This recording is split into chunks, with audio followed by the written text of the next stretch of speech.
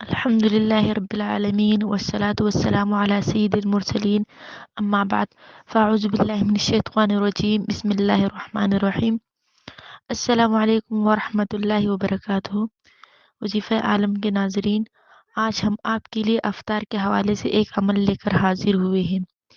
زندگی میں چاہے کتنا ہی مشکل سے مشکل مسئلہ ہو جسے آپ چھٹکارا چاہتے ہو اور مشکل سے مشکل حاجت کو پورا کروانا چاہتے ہو، تو افطاری کے وقت یہ عمل ضرور کر لیں. یاد رہے کہ جب ہم اپنے اللہ تعالیٰ کو انتہائی عقیدت سے پکارتے ہیں تو ہمارا پروردگار فوراً اپنے بندے کی جانب متوجہ ہوتا ہے. تو آج کا عمل افطاری کے حوالے سے ہے اور روزے کھولنے سے پہلے یہ عمل کرنا ہے. انشاءاللہ دنیا کا کوئی بھی کام جو ناممکن ہو وہ ممکن ہو جائے گا. اور یہ عمل انتہائی مجرب اور پاورفل عمل ہے جس سے بہت لوگ فائدہ اٹھا چکے ہیں. بس آپ نے پورے یقین کے ساتھ اس عمل کو کرنا ہے. پیاری بہنوں اور بھائیوں، رمضان کی ہر گھڑی ہی رحمت والی ہوتی ہے. اس مہینے میں اجر ثواب بہت بڑھ جاتا ہے. نفل کا ثواب فرض کے برابر اور فرض کا ثواب 70 درجے بڑھ جاتا ہے. اور اس مہینے میں روزہ دار کا سونا بھی عبادت میں شامل ہو جاتا ہے. عرش اٹھانے والے فرشتے بھی روزہ دار کی دعاؤں پر آمین کہتے ہیں. اور ایک روایت ہے کہ دریا کی مچھلی تک روزہ دار کے لیے دعائیں مغفرت کرتی ہے.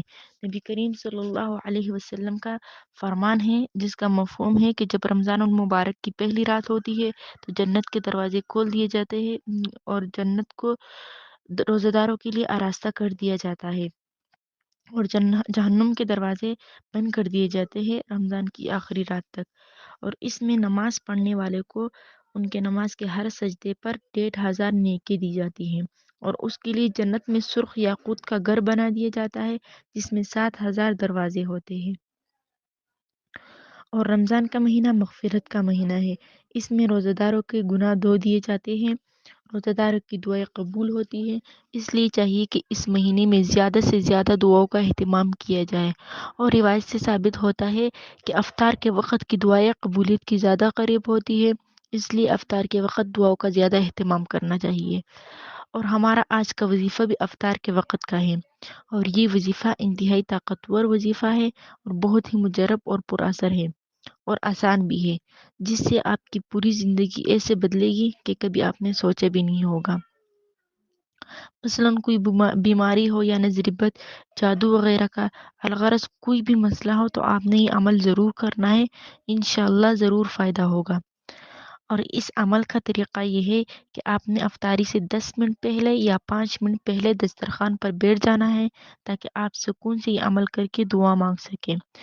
دسترخوان پر بیٹھ کر ایک مرتبہ سورۃ اخلاص یعنی قل هو اللہ احد پڑھنی ہے، اور اس کے بعد اللہ تعالیٰ کا صفاتی نام یا علیم 2 بار پڑھنا ہے، اور پھر دوبارہ ایک بار سورۃ اخلاص پڑھنی ہے، اور پھر یا علیم دوبارہ 2 بار پڑھنا ہے. اس کے بعد اپنی حاجت کے لیے دعا مانگنی ہے. اللہ رب العزت کی ذات پر پورے بھروسے کے ساتھ دعا مانگے اور پورے یقین کے ساتھ یہ عمل کرے، اور دعا کو درود پاک سے شروع کرے، اور دعا میں اللہ تبارک و تعالیٰ کی خوب حمد و ثنا بیان کرے، اور دعا کو پھر درود شریف پر ہی ختم کرے. اللہ رب العزت کے فضل و کرم سے ہر مشکل، ہر پریشانی دور ہوگی اور ہر مقصد پورا ہوگا.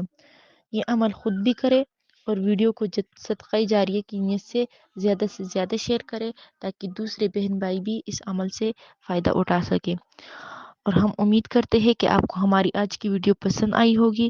اگر ویڈیو پسند آئی ہے تو ہمارے چینل وظیفہ عالم کو ضرور سبسکرائب کر لیں اور ساتھ ہی لگے بیل کے بٹن کو بھی پریس کر لیں تاکہ آپ کو ہماری آنے والی ویڈیوز کا نوٹیفیکیشن بر وقت ملتا رہے. اور سبسکرائب کے ساتھ ساتھ ویڈیو کو لائک بھی کریں اور اپنی قیمتی رائے کا اظہار کمنٹس میں ضرور کریں.